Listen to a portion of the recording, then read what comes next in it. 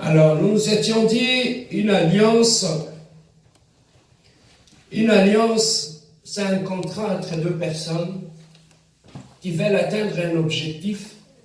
Ils se mettent d'accord et par écrit, ils peuvent, bien aimé, faire un contrat que les deux parties vont respecter jusqu'à atteindre un objectif. Amen.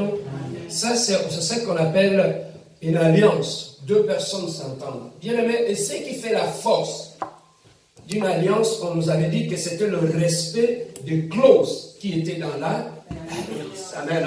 Si les deux parties respectent les clauses qui sont dans l'alliance, ça veut dire que l'alliance aura tout le temps sa force. Et on avait dit que pourquoi personne faisait l'alliance dans l'ancien temps, parce qu'à ce moment-là, il n'y avait pas encore l'armée, il n'y avait rien d'autre. Deux personnes qui voulaient se protéger mutuellement, ils arrivaient, bien aimés, à faire une alliance où ils s'entendaient que mes combats vont être tes combats, mes enfants vont être tes enfants, tu vas protéger ma famille et moi aussi je vais protéger ta famille. Amen. Hein? Alors même si moi je suis mort, mais ma femme va rester, mes enfants vont rester, comme nous avions fait alliance nous deux, donc tu vas continuer à prendre soin de ma femme et de mes enfants et à protéger ma famille. Amen. Hein? Alors ça, c'est ça qui s'est passé dans l'ancien temps lorsque deux personnes se faisaient l'alliance. Alors, lorsque Dieu s'est révélé, il a choisi un peuple, s'était révélé à Israël. Israël en face d'eux, le Dieu qui s'était révélé en eux, c'était un Dieu de l'alliance. Dieu avait dit à Israël, je vous ai sorti de l'Égypte, mais pour que je vous amène vers la terre promise, je vais vous faire passer par le désert. Et là, dans le désert, Dieu était parti parce qu'il avait un travail qu'il devait accomplir dans leur vie. Bien aimé, vous savez, Israël, pendant 400 ans, il avait vécu dans l'esclavagisme. Il y a eu des enfants qui étaient nés étant esclaves. Ils ont trouvé que leurs parents étaient esclaves et ça devenait normal pour eux. Ils se réveillaient le matin, tout ce que vous voyez comme de beaux pyramides, toutes ces pyramides-là ont été construites par les enfants d'Israël. Ils se réveillaient le matin et ils allaient le soir, bien-aimés, ils allaient le soir pour construire tout ce qu'il y avait comme en muraille, tout ce qui était en Égypte, tout ce qui faisait la beauté de l'Égypte. Au fait, ce sont les enfants d'Israël. Pendant 400 ans, ils travaillaient sous le soleil, sous la pluie, et être esclaves commençait à devenir normal pour eux. Voilà pourquoi, bien-aimés, je pourrais peut-être ouvrir rapidement une parenthèse pour nous dire que, bien-aimé, tu peux naître dans une famille qui est envoûtée. Le seul fait que tu es né dans une famille qui est envoûtée, l'envoûtement va être normal pour toi. Tu ne verras aucune différence. Dans notre famille, on ne réussit pas, on est comme ça.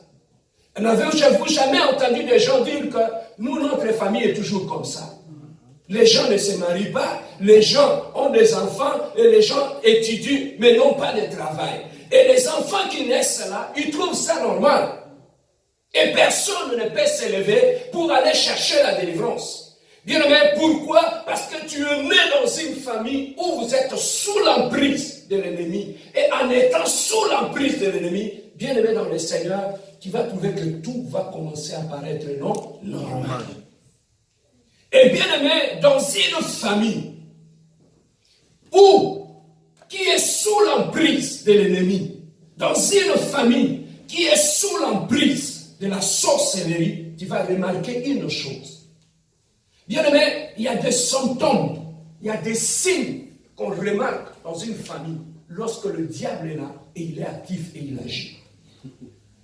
Le premier signe qu'on remarque dans une famille où le diable agit, le premier signe qu'on remarque, c'est une famille où il y a beaucoup de querelles.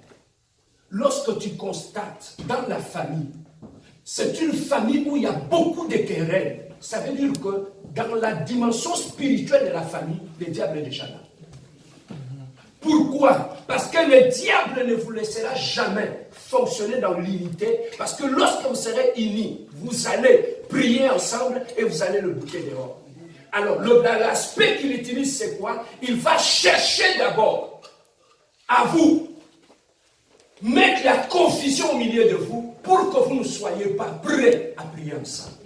Raison pour laquelle, bien aimé, lorsque tu remarques dans un couple, dans une famille, où il y a des incompréhensions inutiles, même pour rien, ça peut devenir un problème. Sache que le diable est déjà là et il est actif. Amen. Hein? Alors, la première des choses qu'on remarque dans une famille où le diable est actif, ce sont les querelles. La deuxième des choses que tu vas remarquer dans une famille, lorsque le diable est actif, c'est la division. Ils sont tous d'une même famille, mais chacun vit dans son coin avec ses enfants. Lorsque tu remarques ces choses-là, sache que le diable est déjà dans la racine de la famille. Il est en train d'agir. Bien aimé, au-delà de la division dans une famille, là où le diable est actif dans une famille, tu vas remarquer la deuxième des choses. Il n'y a pas d'harmonie familiale. Les gens ne s'entendent pas. Chacun reste dans son coin. Tu peux même leur demander pourquoi vous ne vous entendez pas. Ils n'ont pas de réponse. Pourquoi? Parce que l'environnement est déjà pollué par les diables. Et les gens de cette famille-là vont trouver ça normal. La famille n'a pas aux Angabou. Chacun est dans son coin, chacun fait ses affaires. Et on semble les trouver normal. Mais lorsque tu vas trouver que le vrai problème n'existe pas. Mais seulement que le diable ne veut pas que ces gens-là soient ensemble. Et des fois, les gens qui sont dans cette famille-là trouvent les choses normales. Et dans une famille où le diable est actif, tu vas trouver que les gens peuvent se réunir pour la fête. Ils peuvent se réunir pour le barbecue de la famille, mais ils ne peuvent jamais se réunir pour une réunion de prière. Lorsque vous décidez de vous mettre ensemble pour prier, mais lorsque c'est une fête, ils peuvent remplir une salle de 3000 personnes. Mais lorsque vous demandez à la famille de prier, ils n'ont pas le temps. Sache que le diable est déjà là. Frère, dans une famille ou dans un couple où le diable est déjà là, tu vas trouver que ces gens-là, l'homme et la femme, ils peuvent aller ensemble à la fête. Mais ça attend ensemble à la Ils peuvent rester se disputer dans la chambre de 1h du matin jusqu'à 5h du matin. Mais quand tu leur demandes de prier de 1h à 5h, ils ne sont pas capables. Les gens se réunissent pour faire du mal, mais ils ne se réunissent jamais pour accomplir quelque chose de bien. Sache que le diable est déjà là. Bien-aimé, et tout cela, tu vas trouver que dans un couple comme ça, on te dit que, bon, chez nous on est comme ça, on peut se disputer le matin et le soir, et bien-aimé, un jour demande à Dieu de t'ouvrir les yeux. Lorsqu'il y a des chicanes dans la famille ou dans les couples, dans le règne spirituel, qu'est-ce qui se passe? Le diable, il profite de ces moments-là pour entrer et commencer à détruire. Bien-aimé, c'était tout simplement pour nous faire voir que lorsque spirituellement on est esclave, comme Israël, on semble trouver les choses normales. Ils ont demandé à Dieu. Dieu a dit à Moïse, j'ai entendu les cris de mon père. Je suis descendu pour délivrer mon père. Ne dors pas d'ailleurs. Je suis descendu pour délivrer mon peuple. Bien aimé, lorsque Dieu était descendu en Israël pour délivrer le peuple d'Israël, Moïse les a pris, ils sont sortis de la mer Rouge, ils sont allés au désert. Arrivés au désert.